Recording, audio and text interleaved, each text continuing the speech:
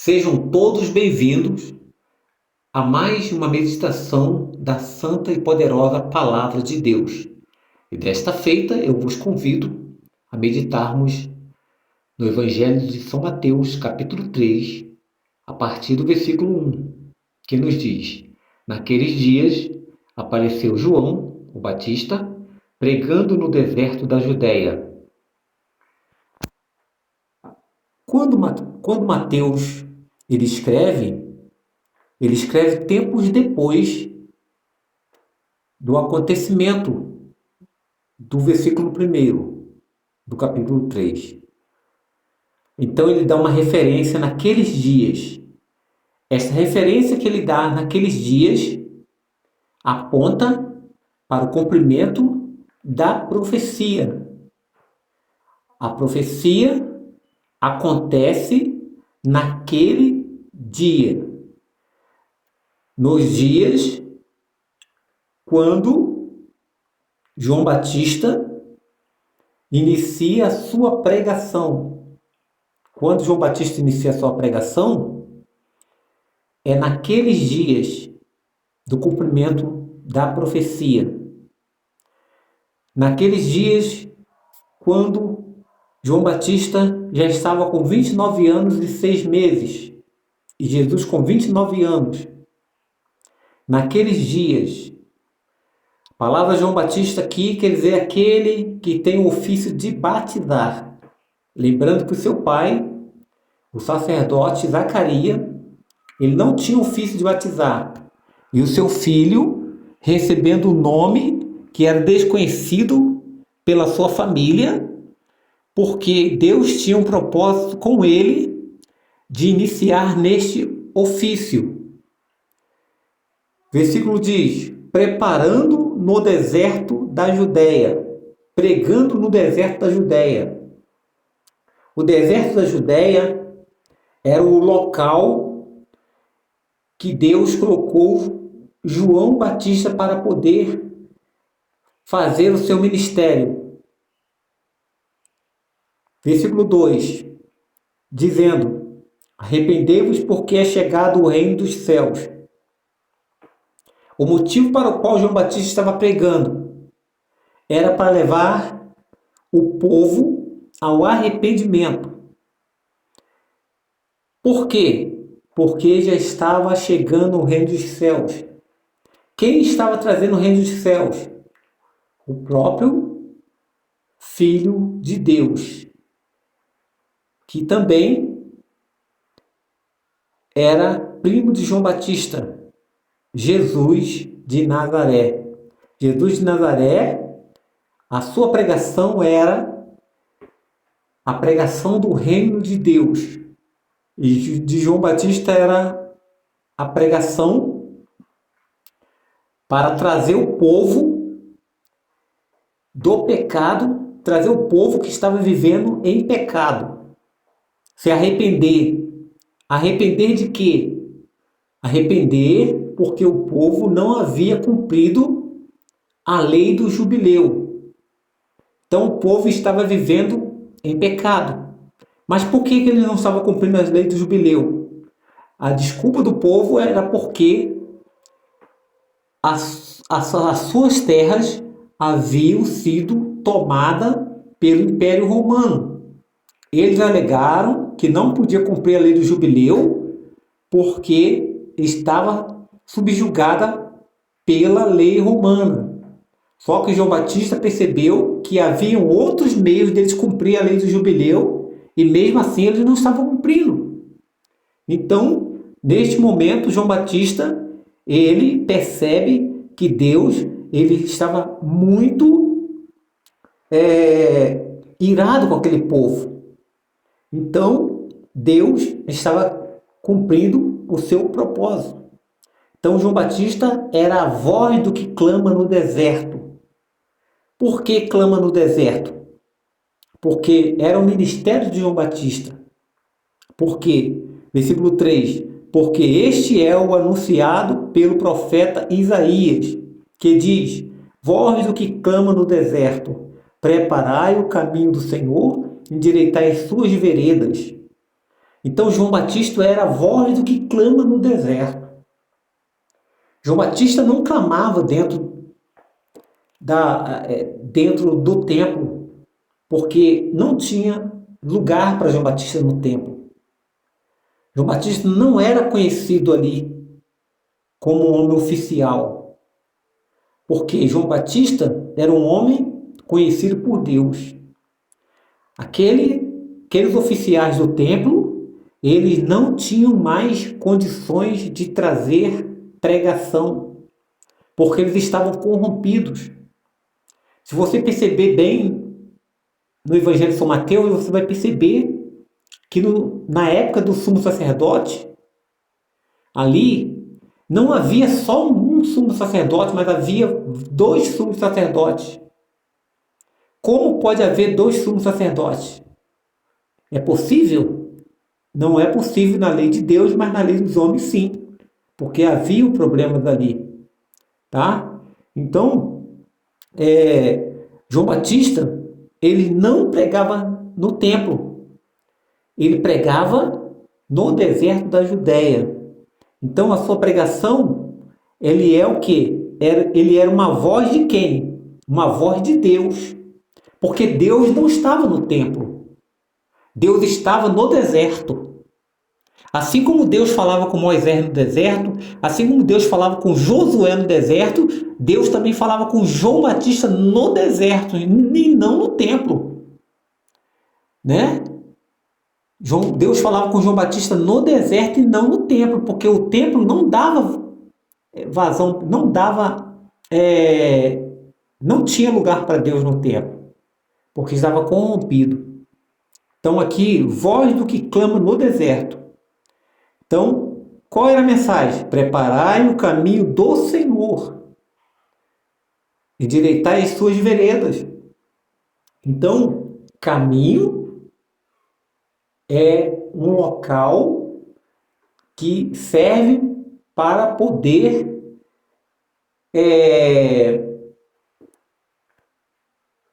ter acesso ao Senhor. Preparar o caminho do Senhor, endireitar as suas veredas, endireitai cada caminho. Endireitai cada caminho. Então, João Batista aqui, ele fala no versículo 4, Mateus fala assim, ora, João usava uma veste de pelos de camelo e um cinto de couro em torno de seus lombos e alimentava-se de gafanhotos e mel silvestre. Lembrando que no deserto existe uma planta chamada gafanhoto. Então aqui não significa que ele comia gafanhoto. Ainda que tinha costume também das pessoas pegarem o gafanhoto, tirar a cabeça e colocar no sol para secar e depois preparar ele. Aqui tem 2 hipóteses. Ou pode ser o próprio gafanhoto, ou pode ser a planta no deserto, que também era comestível, tá? Então tinha uma planta chamada gafanhoto no deserto e tem o próprio gafanhoto, propriamente dito assim. Então Mateus está destacando qual era o alimento, qual era o costume de João, né? João usava a sua vestimenta, era o quê? Pelos de camelo, que era também comum na época, não era nada incomum. E um cinto de couro em torno de seus lombos e alimentava-se de gafanhotos de mel silvestre. Mel silvestre é um mel acústico, né? Versículo 5. Então iam ter com eles de Jerusalém, de toda a Judéia e de toda a circunvizinhança do Jordão. Então era uma multidão. João tinha uma audiência muito grande. João, ele, por ser filho de um sacerdote, ele tinha um conhecimento das escrituras fora de sério. Porque para ser um sacerdote naquela época, não era qualquer pessoa que poderia ser sacerdote naquela época. E o seu pai Zacarias era um sacerdote. Então Zacarias tinha um estudo fora de sério. Então, com certeza, Zacarias instruiu seu filho João de toda a verdade. E João teve revelação do Espírito Santo. Quando João estava no deserto, João aprendeu diretamente de Deus. Por isso era chamado de voz do que clama no deserto. E o seu conhecimento é conhecimento fruto do seu pai, que era sacerdote. Versículo 6. E eram por ele batizados no rio Jordão, confessando os seus pecados. Então, na época dos fariseus, na lei, tinham uma ordenança para cada coisa. Então, João aqui, ele não manda lavar as mãos com tantas águas. Ele não manda fazer assim. Não, ele já batiza de uma vez. Porque já batiza dos pés à cabeça. Então, já cumpria toda a ordenança ali. Tá? Versículo 7. Mas, vendo ele muitos dos fariseus e dos saduceus que vinham o seu batismo, disse-lhes: raça de víboras, quem vos ensinou a fugir da ira vindoura? Então, ele conhecia que naquele momento, aqueles homens ali, ele não vinham com boas intenções. Por exemplo, os fariseus e os saduceus. Eles vinham com uma desculpa, buscando fugir da ira vindoura, porque eles estavam agindo incorretamente. Tá bom? Então, versículo 8. Produz, pois, frutos dignos de arrependimento. João está denunciando, dizendo que aqueles homens, os fariseus e os saduceus, não estavam produzindo frutos bons, que para eles seriam frutos dignos de arrependimento. Por exemplo, aqueles homens estavam, na verdade, sem produzir arrependimentos. Então, para João, os saduceus e os fariseus estavam agindo erradamente, erroneamente. Por isso, necessitava de arrependimento, necessitava de produzir frutos bons. Versículo 9. E não queirais dizer dentro de vós mesmos. Isto é João dizendo para os saduceus e os fariseus: temos por pai Abraão, porque eu vos digo que mesmo destas pedras Deus pode suscitar filhos de Abraão. João está dizendo que não é para os fariseus nem os saduceus dizer dentro deles mesmos, porque eles, na verdade, queriam, vinham diante de João Batista, mas vinham com o coração, não um coração verdadeiro, né, mas um coração buscando fugir da ira vindoura, com o coração enganoso. João Batista percebia que eles não tinham a intenção de produzir arrependimento verdadeiro. Os fariseus e os saduceus. Eles, na verdade, dentro deles mesmos, eles falavam assim: nós temos por pai Abraão. Quando falava temos por pai Abraão, queria dizer que já era completo. Aí João Batista diz assim: olha, não quereis dizer dentro de vós mesmo, porque os fariseus e os saduceus estavam dizendo dentro deles mesmos que tinha por pai Abraão, aí João Batista fala: porque eu vos digo que mesmo dessas pedras, quer dizer, porque eles eram um coração de pedra, um coração de pedra. Então João Batista está profetizando, dizendo que mesmo dentro destas pedras, Deus pode suscitar filhos a Abraão. Então, João Batista está dizendo aqui que não há nada impossível que Deus não possa fazer. Não há nada impossível que Deus não possa fazer, mesmo dentro de um coração de pedra, como os saduceus e dos fariseus. Deus pode suscitar filhos de Abraão, isto é, pessoas que creem pela fé. Versículo 10. Já está posto o machado à raiz das árvores. Toda árvore, pois, que não produz bom fruto, é cortada e lançada no fogo. Então os fariseus e saduceus ouviram de João Batista que já está posto o juízo. O juízo é: toda árvore que não produz bom fruto é cortada e jogada no fogo. Então, quem é que corta e joga no fogo? Então, que fogo que é este? Então, na verdade, o versículo 11 começa explicando este fogo. Aí começa dizendo assim: eu, na verdade, vos batizo em água, na base do arrependimento. Mas aquele que vem depois de mim é mais poderoso do que eu, que nem sou digno de lavar-lhe as sandálias ou alparcas. Ele vos batizará no Espírito Santo e em fogo. Então aqui agora, tenha toda a atenção agora. Você percebe que aqui há dois tipos. Aqui, na verdade, há um batismo e há um julgamento. O batismo aqui, na verdade, é uma proteção. Então, se uma pessoa que produz fruto digno de arrependimento, ele se arrependeu de verdade, ele vai passar pelo fogo do Espírito Santo e ele não vai ser julgamento para ele. Porque olha o que vai acontecer aqui no versículo 12, quando ele passar pelo fogo do Espírito Santo. Olha, e ele vos batizará no Espírito Santo e em fogo. Olha o que vai acontecer com aquele que for batizado com fogo, se não estiver preparado. E quem estiver preparado. Quem produziu fruto de arrependimento, olha o que vai acontecer. E olha o que vai acontecer aquele que não produziu fruto de arrependimento, mas que passou pelo fogo também. O fogo que Jesus passou com ele ali.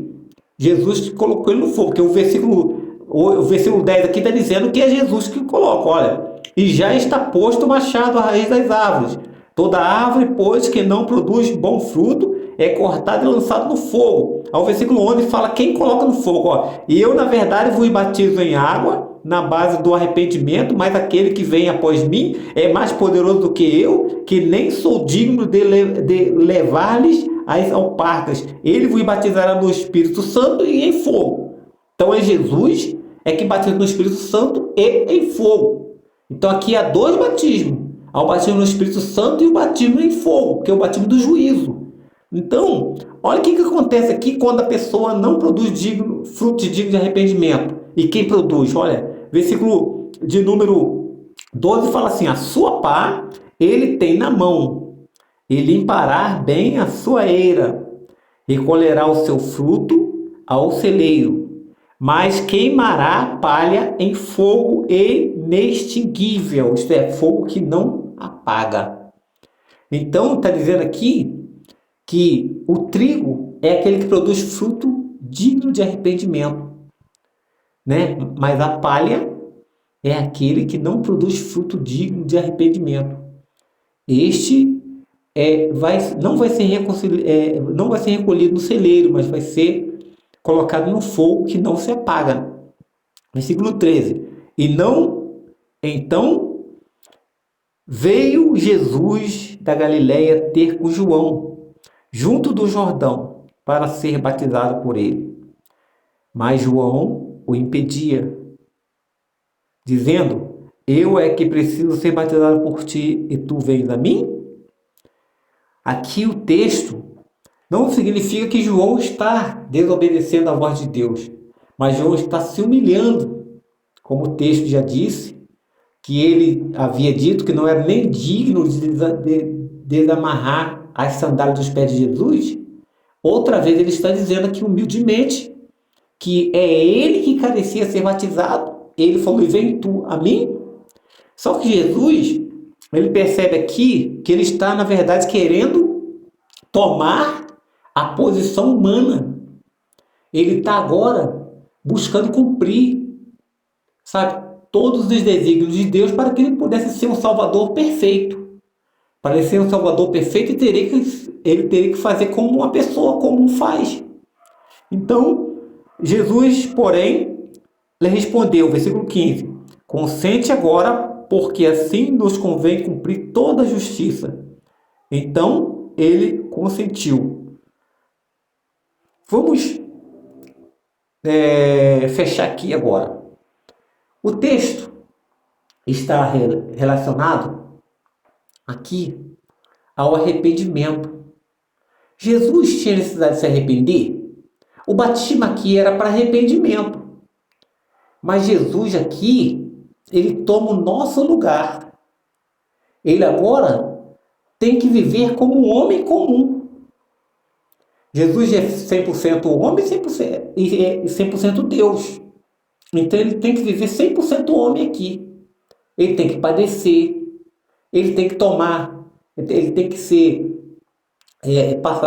cumprir toda a justiça, porque ele mesmo no versículo 15 ele falou, Jesus, porém, ele respondeu, consente agora, porque assim nos convém cumprir toda a justiça.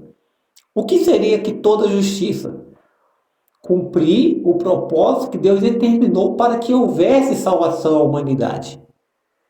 Então, se Jesus não cumprisse toda a justiça, não adiantaria ele morrer na cruz do Calvário. Porque para morrer na cruz do Calvário deveria cumprir toda a justiça. Então, para cumprir toda a justiça, deveria cumprir toda a profecia que está nas Escrituras. Porque as profecias que estão nas Escrituras, elas não estão ali à toa, mas elas estão ali para ser cumpridas, porque elas são a vontade do Deus vivo. Então, vamos finalizar aqui e que Deus te abençoe nesta hora, em nome de Jesus. Continue conosco na continuação deste capítulo, logo após, em outros vídeos.